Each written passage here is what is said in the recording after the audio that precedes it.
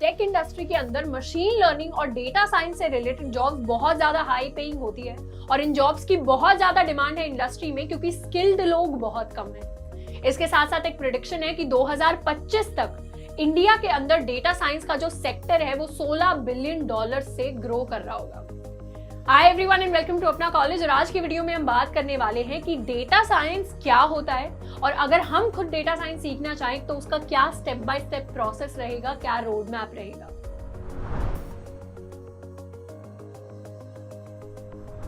अब हम में से अगर किसी ने नेटफ्लिक्स चलाया होगा, प्राइम वीडियो चलाया होगा या यूट्यूब चलाया होगा तो वहां पर हम वीडियोस देखते हैं और हमने आज तक जैसी भी वीडियोस देखती हैं उस हिसाब से हमारे लिए नई वीडियोस कुछ प्रेडिक्ट होती है कि आप इसके बाद ये वाली वीडियो जाकर देख सकते हैं।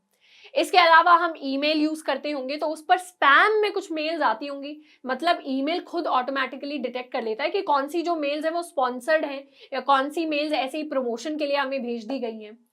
इसके साथ साथ हम फोन चलाते हैं तो फोन पर चैटिंग करते टाइम, किसी को मैसेज करते टाइम, कुछ लिखते टाइम अगर हम स्पेलिंग गलत कर देते हैं तो ऊपर सही स्पेलिंग हमारे कभी कभी स्मार्टफोन्स के अंदर डिस्प्ले कर दी जाती है। तो ये जो ऑटो करेक्ट का, ऑटो कंप्लीट का ये जो फीचर होता है फोन्स के अंदर, ये भी डेटा साइंस की देन है। अब डेटा साइंस का बेसिक मतलब होता है कि काफी सारा डेटा कलेक्ट करना, उसको एनालाइज करना यानी उस पर काम करना, उसमें पैटर्न ढूंढना और साथ में उसके कुछ इंसाइट्स दे देना, यानी उस डेटा से ढूंढ कर हमने कौन सी नई चीज ढूंढ कर निकाली है। जैसे अगर हम नेटफ्लिक्स चलाते हो तो उस पर हम मोस्टली अगर हॉरर मूवीज देख रहे हैं या फनी मूवीज देख रहे हैं तो नेटफ्लिक्स अगली जो मूवी हमें प्रेडिक्ट करके बताएगा, बहुत हाई चांस है कि वो एक हॉरर रिलेटेड मूवी होगी, या अगर हम कॉमेडी मूवीज देखते हैं तो वो एक कॉमेडी रिलेटेड मूवीज होगी। तो इस तरीके से जब डेटा से इंसाइट्स निकाले जाते हैं, जब डेटा से यूजफुल इंफॉर्मेशन निकाली जाती है, वो डेटा साइंस का प्रोसेस होता है। अब artificial intelligence, machine learning, deep learning जैसी अगर हमने टर्म सुनी है तो ये सारी की सारी चीजें डेटा साइंस का पार्ट है।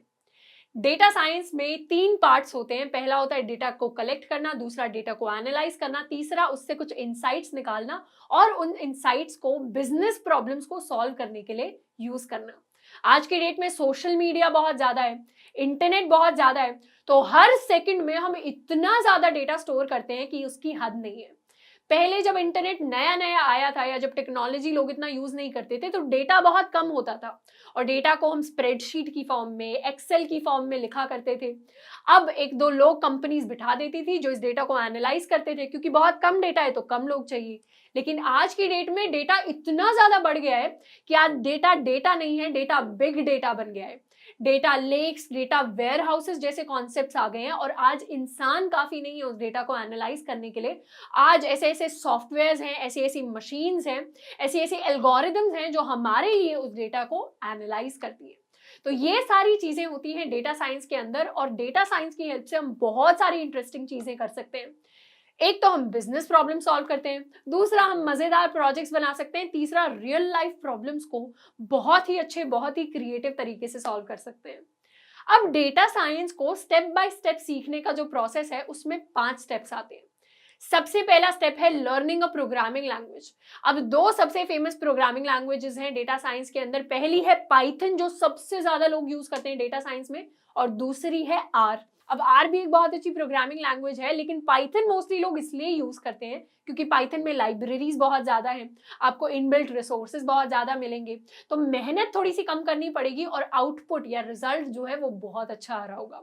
अब पाइथन अगर हम सीखने जा रहे हैं तो ऐसा नहीं है कि हमें पूरी की पूरी पाइथन सीखनी है, हमें बेसिक पाइथन सीखनी है जिसमें लूप्स हमने सीख लिए, बेसिक डेटा टाइप्स क्या होते हैं, वेरिएबल्स कैसे डिफाइन करते हैं, ये सारी चीजें हमें पाइथन के अंदर सीखनी है। साथ के साथ 2 इंपॉर्टेंट लाइब्रेरीज हैं, पहली है numpy और दूसरी है pandas। अब ये दोनों जो लाइब्रेरीज हैं वो डेटा पर काम करने के लिए यूज होती हैं, तो पाइथन के अंदर हमें इन दोनों लाइब्रेरीज के बारे में पता होना चाहिए। दूसरा स्टेप है लर्निंग स्टैटिस्टिक्स। तो जो बेसिक स्टैटिस्टिक्स हमने सीखा होगा 9th 10th में, 11th 12th में स्कूल के अंदर, जिसमें आ जाता था हमारा मीन, मीडियन, मोड, साथ के साथ स्टैंडर्ड डिविएशन, वेरिएशन, ऐसे जो छोटे छोटे कॉन्सेप्ट्स थे इनको हम रिवाइज कर सकते हैं। अगर हमें 11th 12th में मैथ्स ली थी और हमें पहले से याद है तो बहुत ही अच्छी बात है, फिर इतना रिविजन की जरूरत नहीं है।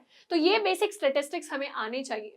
तीसरी चीज जो हम सीख सकते हैं वो है डेटा विजुअलाइजेशन। अब डेटा को हमने देख तो लिया, लेकिन वो जो बड़ी बड़ी टेबल्स फॉर्म होंगी, वो जो बड़ी बड़ी एक्सेल शीट्स फॉर्म होंगी, उनको पढ़ना, उनके बारे में सोचना बहुत ज़्यादा मुश्किल है। तो डेटा को विजुअलाइज कर सकते हैं, ग्राफ बना सकते हैं डेटा के, टेबल्स बना सकते हैं डेटा के, चार्ट्स बना सकते हैं डेटा के। तो अब इन सारी चीज़ों को, मतलब डेटा विजुअलाइजेशन को यूज़ करने के लिए पाइथन के अंदर 2 और लाइब्रेरीज होती हैं।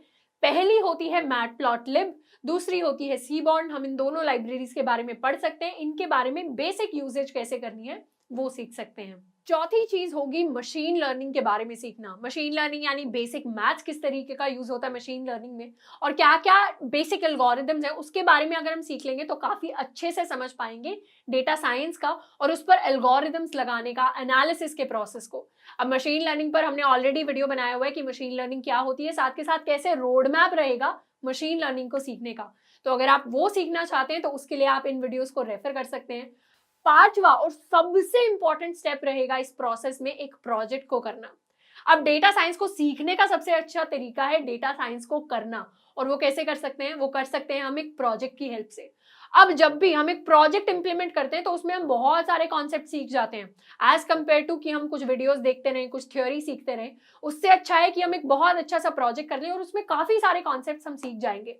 अब प्रोजेक्ट्स के लिए हम कैगल नाम की काफी फेमस वेबसाइट होती है डेटा साइंस की कम्युनिटी में, मशीन लर्निंग की कम्युनिटी में, इस कैगल साइट पर हम जा सकते हैं। यहाँ पर बहुत सारे हमें डेटा सेट्स मिल जाएंगे। अब पहले से कलेक्टेड कुछ डेटा है और वो हमें मिल जाएगा। अब उस डेटा को यूज करके हम काफी सारे प्रोजेक्ट्स बना सकते हैं। दूसरों के डेटा को भी हम देख सकते हैं, दूसरों के कोड को हम देख सकते हैं, और उसकी हेल्प से हम वहां पर जाकर प्रैक्टिस कर सकते हैं अपने प्रोजेक्ट्स की, डिफरेंट असाइनमेंट्स की। अब अगर मैं अपना एग्जाम्पल लूँ तो कॉलेज के अंदर मशीन लर्निंग से रिलेटेड मैंने और मेरा एक बैचमेट है, हमने क्या किया था, प्रोजेक्ट के लिए हमने ट्विटर का डेटा कलेक्ट किया।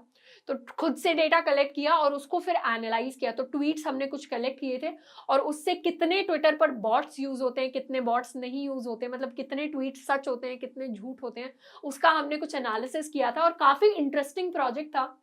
इवन कुछ हद तक हमने उस प्रोजेक्ट को पब्लिश भी कर दिया था। तो इतनी ज्यादा इंपॉर्टेंस होती है, और आज भी उस प्रोजेक्ट को मैं अपने रेज्यूमे के अंदर लिखती हूँ, बिकॉज प्रोजेक्ट से काफी सारे ऐसे कॉन्सेप्ट है मशीन लर्निंग से रिलेटेड, डेटा साइंस से रिलेटेड, जो मैंने और मेरे बैचमेट ने सीखे।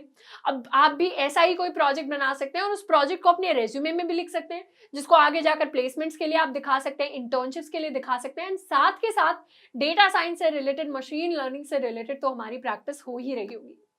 आई होप कि आज का वीडियो आपको अच्छा लगा हो। इसके साथ साथ अगर आपको आर्टिफिशियल इंटेलिजेंस से रिलेटेड, डीप लर्निंग से रिलेटेड वीडियोस चाहिए तो उसके बारे में आप नीचे कमेंट कर सकते हैं। आज के लिए इतना ही, मिलते हैं नेक्स्ट वीडियो में। Till then keep learning and keep exploring.